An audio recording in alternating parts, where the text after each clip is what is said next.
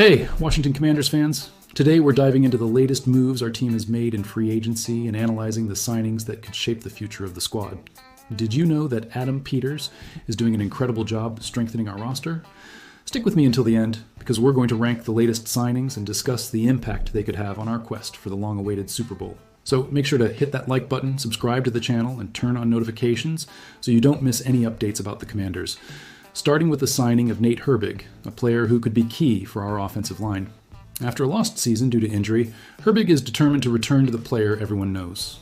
He stood out with the Philadelphia Eagles, and with the arrival of Laremy Tunsil, the pressure on him increases.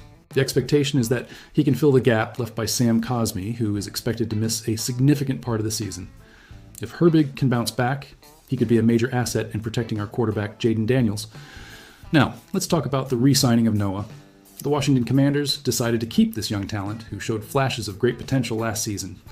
At just 25 years old, Noah has a lot to offer and could become a key piece in our secondary.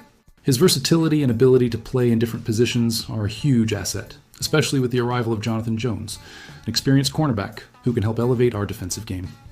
Additionally, Adam Peters' efforts to maintain continuity in the roster are noteworthy. He didn't chase big names, but focused on strengthening the positions that truly needed attention. This strategy could be the recipe for success, as the team is no longer seen as a rebuilding squad. The Super Bowl window is open, and the pressure is on Peters to capitalize on Jayden Daniels' rookie contract. Speaking of playoffs, the pressure on the team is palpable. With the addition of experienced players and the retention of promising talents, the Commanders are positioning themselves for a competitive season. The expectation is that the team not only makes it to the playoffs, but also makes a serious run for the title. The combination of experience and youth could be the key to success. Finally, let's evaluate the latest signings. Nate Herbig received a B+ grade, while Noah was rated an A. These grades reflect the potential these players have to impact the team. The hope is that, over time, they can develop and become key pieces in the pursuit of the Super Bowl. Now, with one of the most talked about re-signings, we have Nick Bellore. He is a true icon when it comes to special teams. Although he may not be in his prime to impact the defense like before, his presence is undeniable.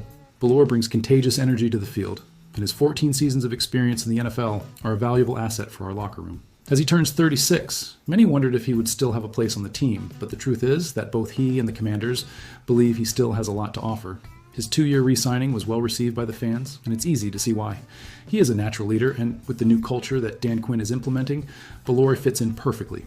Now, let's talk about Jacob Martin, an addition that promises to shake up the defensive line.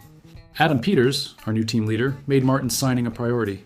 He comes with a 1-year contract that could reach $3 million, and while he may not be a name that excites the fans like others, his versatility could be a trump card. Martin is a player who can be utilized in various ways, and Dan Quinn has already shown he knows how to get the best out of athletes who don't have the typical stature of a defensive end.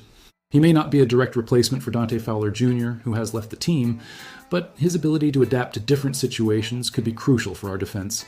And we can't forget about Trent Scott, who was also re-signed. His presence on the roster may have surprised some, but the truth is he proved his worth when called upon last season. Scott is a versatile player, capable of playing both tackle and guard, which is an advantage in case of injuries. He had the opportunity to shine in a critical moment, and that did not go unnoticed by the coaching staff. With Cornelius Lucas leaving, Scott could become the team's swing tackle, and his experience could be vital for protecting our quarterback in 2025. Now let's reflect on what these moves mean for the future of the Commanders. The re-signing of Bellore, the addition of Martin, and the retention of Scott show that the team is focused on building a solid foundation. The importance of special teams is often underestimated, but having experienced players like Bellore and Reeves can make all the difference in tight games. And with the defensive line being reinforced, we can expect a more robust defense capable of pressuring opposing quarterbacks. Finally, I want to know your opinion. What do you think about these moves?